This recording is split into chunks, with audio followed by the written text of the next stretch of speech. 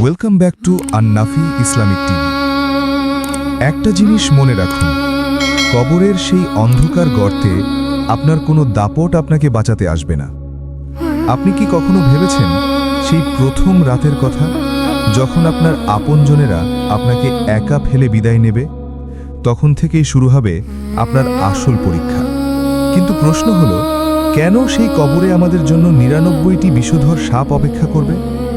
আজকের ভিডিওতে আপনি জানবেন কবরের সেই হাড় চূর্ণ বিচূর্ণ করা ভয়ঙ্কর চাপের কথা, কেন কবরের মাটি আপনার জন্য আগুনের বিছানা হয়ে যাবে, এবং কোন আমল আপনাকে এই আযাব থেকে রক্ষা করতে পারে।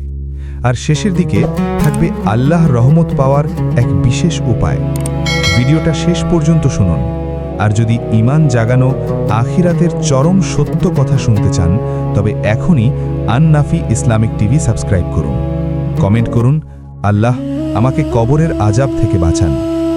সহিহ হাদিসে ইঙ্গিত পাওয়া যায়, যখন পাপিষ্ঠ ব্যক্তিকে কবরে রাখা হয় এবং তার সাথীরা চলে যায়, তখনই মাটি তাকে এমন জোরে পার্শ্বচাপ দেয় যে তার এক পাঁজরের হাড় অন্য পাঁজরের ভেতরে ধনুকের মতো বেঁকে ঢুকে যায়।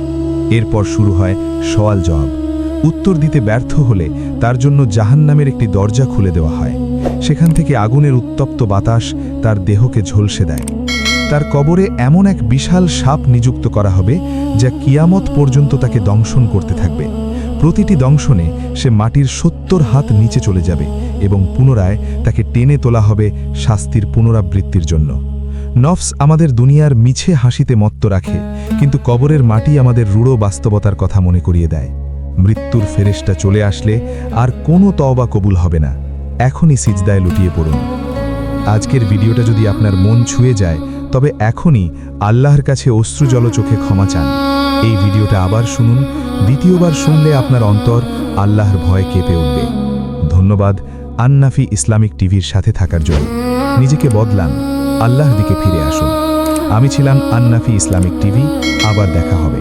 আল্লাহ আমাদের সবাইকে হেদায়াত দিন। আমিন।